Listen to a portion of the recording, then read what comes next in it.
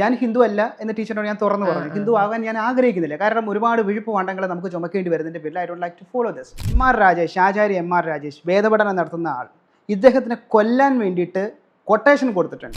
മോഡി കൊന്നതിൽ ഭാരതത്തിലൊരു ക്രിസ്ത്യാനിക്കും ചിലപ്പോൾ നേരിട്ട് പങ്കില്ല. ഞാൻ ആലപ്പുഴയിൽ നിന്നിട്ടാണ് വരുന്നത്. ആലപ്പുഴയിലാണ് ഏറ്റവും കൂടുതൽ കൺവേർഷൻ നടന്നുകൊണ്ടിരിക്കുന്നത്. ഇതിനകത്ത് ക്രിപ്റ്റോ ക്രിസ്ത്യാനികൾ വളരെ കൂടുതലാണ്. ജാതി മാറാതെ, മതം മാറാതെ, സ്വന്തം പേരിൽ അത് അവർക്ക് ഹെറിഡിറ്ററി ആയി കിട്ടിയിരിക്കുന്ന കൾച്ചറിനകത്ത് നിന്നുകൊണ്ട് ക്രിസ്ത്യാനിറ്റിയെ ഫോളോ ചെയ്യുന്നത്. അതിപ്പം നമ്മുടെ കൃപാസനം തുടങ്ങിയ സാധനങ്ങളുള്ളവരുണ്ട്. ഞാൻ ഹിന്ദു അല്ല എന്ന് ടീച്ചറിനോട് ഞാൻ തുറന്നു പറഞ്ഞു. ഹിന്ദു ആകാൻ ഞാൻ ആഗ്രഹിക്കുന്നില്ല. കാരണം ഒരുപാട് വിഴുപ്പ് വാണ്ടങ്ങൾ നമുക്ക് ചുമക്കേണ്ടി വരുന്നതിൻ്റെ പേരിൽ I don't like to follow this.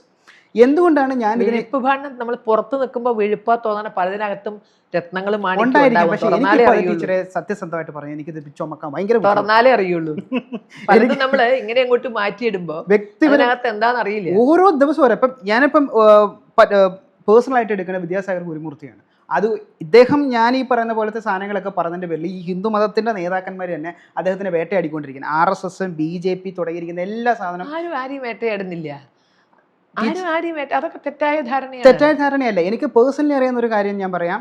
M.R. Rajesh, Acharya M.R. Rajesh വേദപഠനം നടത്തുന്ന ആൾ ഇദ്ദേഹത്തിനെ കൊല്ലാൻ വേണ്ടിയിട്ട് കൊട്ടേഷൻ കൊടുത്തിട്ടുണ്ട്. അത് അത്യാവശ്യം നേതാക്കന്മാർക്കൊക്കെ അറിയുന്നൊരു കാര്യമാണ്. സത്യസന്ധമായ കാര്യങ്ങൾ പറഞ്ഞതിൻ്റെ പേരിൽ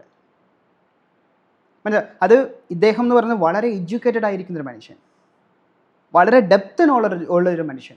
ആ ചെറുപ്പക്കാരൻ വേറെ ഏതെങ്കിലും നാട്ടിൽ പോയി രക്ഷപ്പെടും. അയാൾ എന്തിനു വേണ്ടിയിട്ട് ഈ സമാജത്തിന് വേണ്ടിയിട്ട് നടന്നു നിൽക്കുന്നു? ഈ ക്രിസ്ത്യാനിറ്റി കൊന്നത് 17.79 കോടി ആൾക്കാരാണ് ഈ ലോകത്ത് കൊന്നു കൊല വിളിച്ചിരുന്നത് സ്നേഹമതത്തിന്റെ പേരില്.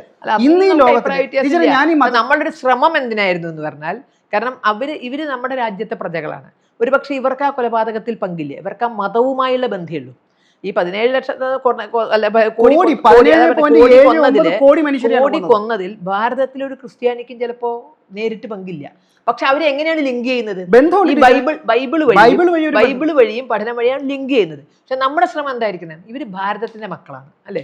ഇവരെ അതിൽ നിന്ന് മാറ്റുക എന്നുള്ളത്, ഇവരെ അത്തരം ഒരു ക്രൂരതയിലേക്ക് പോകാതെ ഒരു മനസ്സിലേക്ക് എത്തിക്കണമെങ്കിൽ സ്നേഹത്തോടെ കീഴ്പ്പെടുത്താനേ പറ്റുള്ളൂ.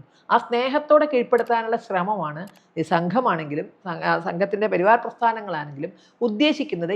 കാരണം ഇവരൊക്കെ കൂടി നേരിയുമ്പോൾ ഈ ഭാരതം നേരിയുള്ളൂ. ഭാരതത്തിൻ്റെ ഒരു വളർച്ച എന്ന് പറഞ്ഞാൽ അത് ഹിന്ദുവിൻ്റെയും മുസ്ലിമിൻ്റെയും ക്രിസ്ത്യാനിയുടെയും എല്ലാം മനസ്സ് മാറുമ്പോഴാണ് ഇവിടെ സംഘടന ഉണ്ടായ ഭാരതത്തിന് എന്ത് പുരോഗതിക്കാൻ പറ്റുക? അപ്പോൾ ഇവരെല്ലാം മനസ്സ് മാറ്റിയെടുക്കാനുള്ളൊരു ശ്രമമാണ് നമ്മൾ നടത്തുന്നത്. പക്ഷേ ഈ പറഞ്ഞ പോലെ നമ്മൾ പരാജയപ്പെടുന്നുണ്ട്.